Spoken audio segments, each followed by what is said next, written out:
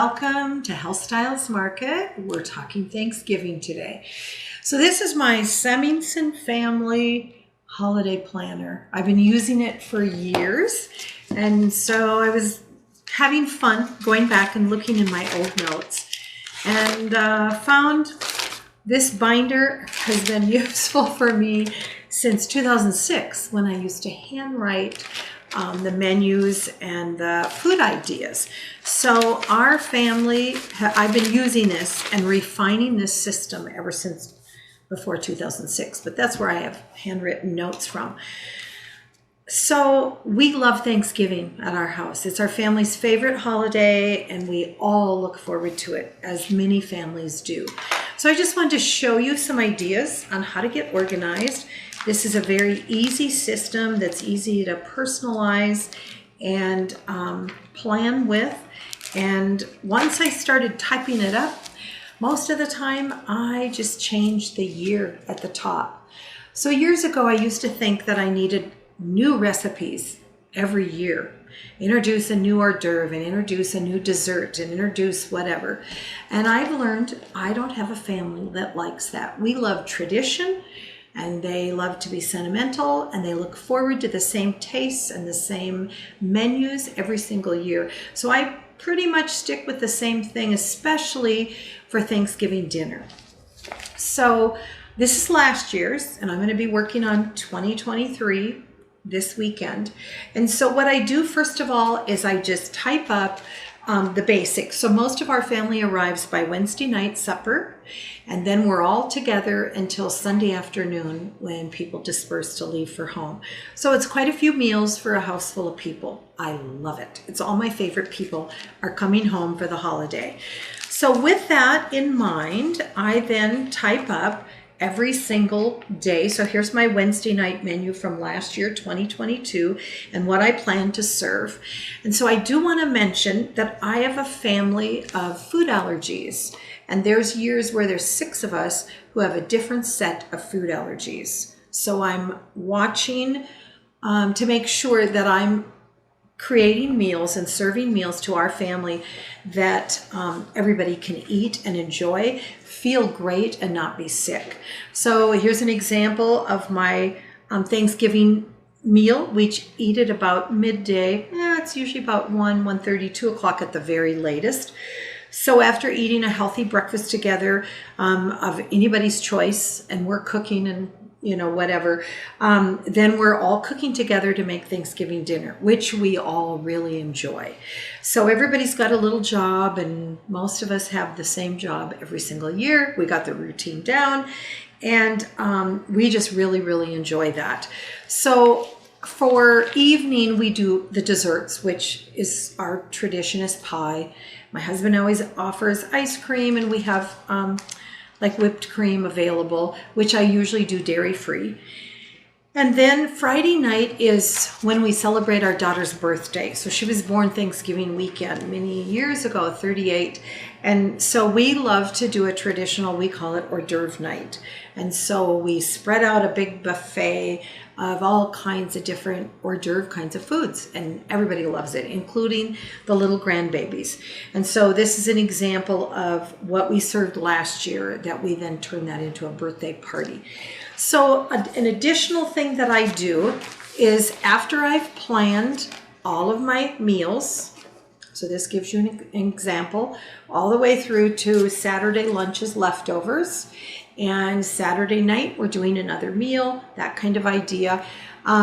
So I type all those up and tweak as needed, and then I do the individual meals. So it's easy to just grab, and anybody can look at this. I usually have it tacked up on the refrigerator per meal. So it's easy to see if I'm thawing meat for the next day, if we're pulling ingredients, or if somebody forgot something, somebody's making a grocery store trip, that kind of thing. And so each day This is the menu that's tacked on the refrigerator, so it's easy for me to see because this is a lot of detail.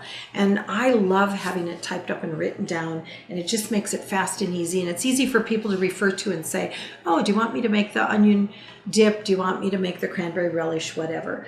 So then my next step is I work to make up a complete grocery list that's divided up by protein, carbs, and then I've got all the dairy or non-dairy choices, produce choices, fruit, vegetables, groceries, condiments, and extras. And so I just have typed that up, and it's easy to tweak. Now you got to remember, we're gathering with mostly the same meals that we ate last year. And everybody loved them last year. If they didn't, they speak up and I tweak a little bit. So this doesn't change a lot, but it has a little tweak each year.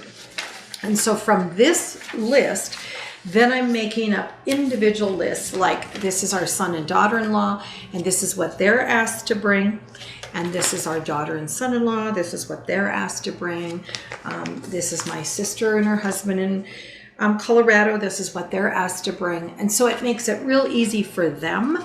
And then this was my working list from a couple years ago for the grocery list. So I'm clear that I've got somebody bringing everything needed that my husband and I are not supplying, or I'm checking off and putting our names because those are easier to buy fresh in town and have available. So as they come in on Wednesday afternoon and evening, they're bringing in coolers and dry goods and frozen and whatever, and we're putting that all away, and it feels so nice. It's just so fun. So that's my basic, and I work off of that from Wednesday through Sunday, and it just works like a charm. There's just no other way to say it. So I go back when I'm looking for a fresh idea. I've got all the way back, I think, typed to that I've got in this binder back to 2017, maybe a little earlier. And then I've got my handwritten notes. Here's what I used to do for hors d'oeuvre night on our Friday night birthday party. So it's easy to pull. In other words, I don't want to waste a lot of bandwidth, brain cells, on remembering this or on trying to create and come up with new ideas. I just steal an idea of what we served in 2013 and everybody loved it, and I switched that out with something else on hors d'oeuvre night for 2023. And it is a hit. It's a success. So then I also keep in this binder some creative ideas. So let me give you an example. I've mentioned in a previous food allergy video that my daughter does batch cooking. And so this is the recipe that her and I developed together. She has 3 little children and they all have different food allergies. So I created a flour blend, which I am going to do a future video about, that none of them are allergic to or sensitive or reactive to. And with that flour blend, we then created this basic mix to make pancakes and waffles. Their favorite is waffles, and it's really, really handy to batch cook. So this particular recipe, she tripled, and it makes 45 to 50 waffles at a time.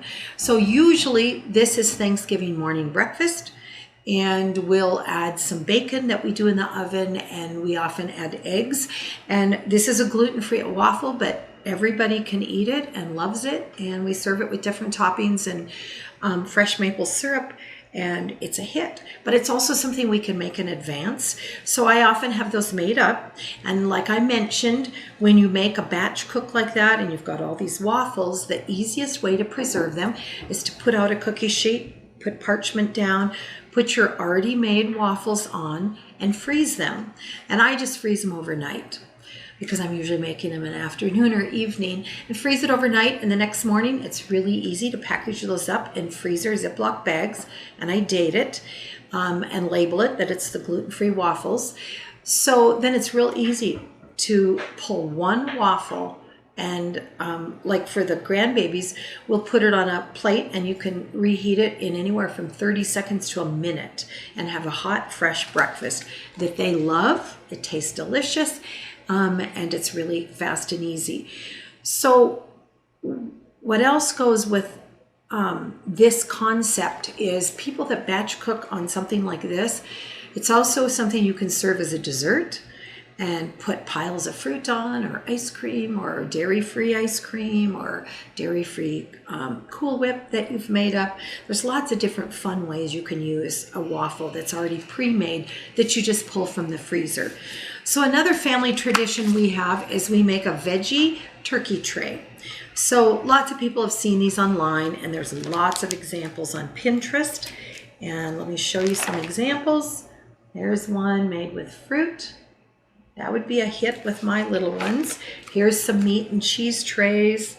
So during the year or during the holidays, when I see something like this that I like the idea, that I might want to copy, maybe, then I just print it out and add it to my holiday binder. And here's one where they did a little turkey and meat and cheese, crackers, charcuterie boards they did down here. That's always a fun idea.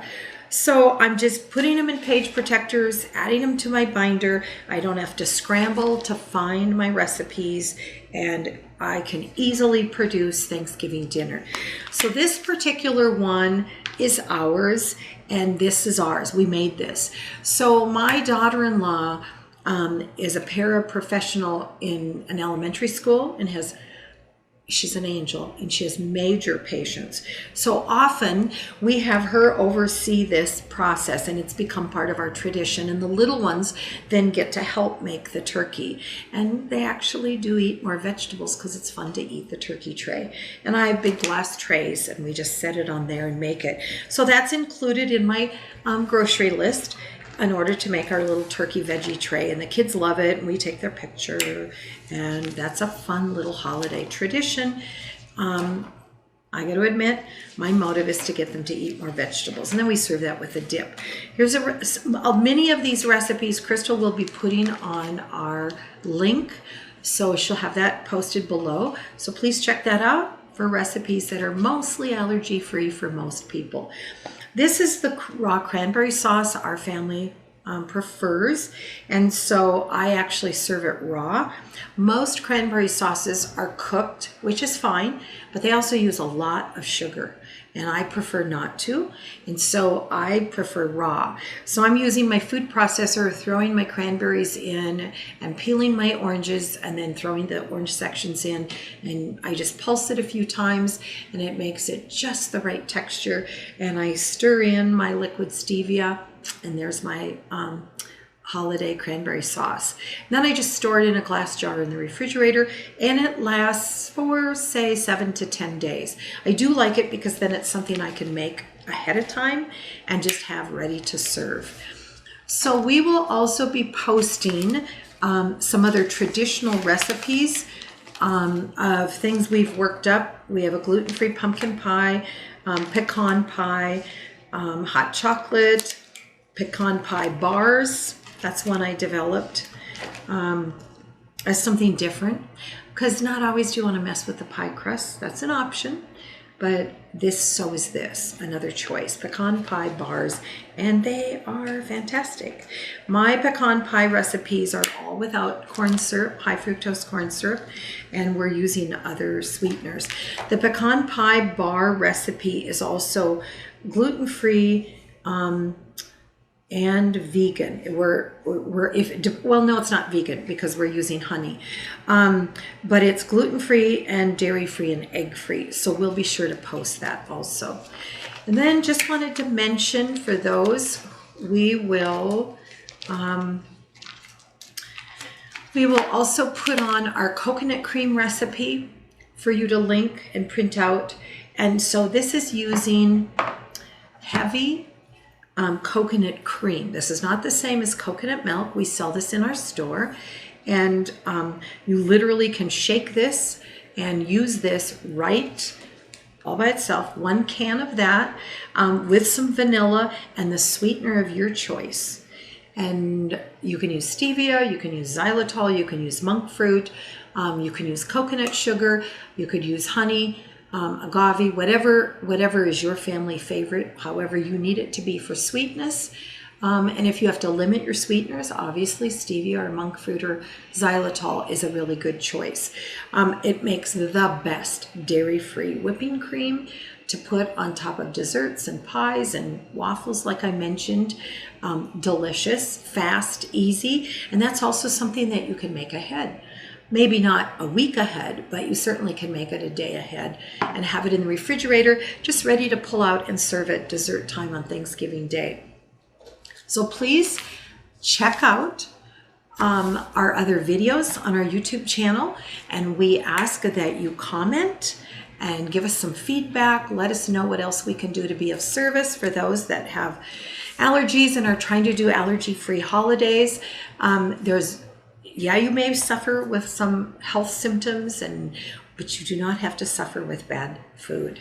There's no reason at all why, with a little planning and a little organization, you can produce delicious, delightful, and appetizing and meals that everyone can eat, but your little allergy people can eat and be happy and satisfied and not have symptoms and not be sick. Please subscribe, please like our videos, and please check out our YouTube channel. We really appreciate your participation. Signing off, this is Arliss at HealthStyles Market, Gillette, Wyoming, and thank you for joining me today. We'll see you next time. Bye.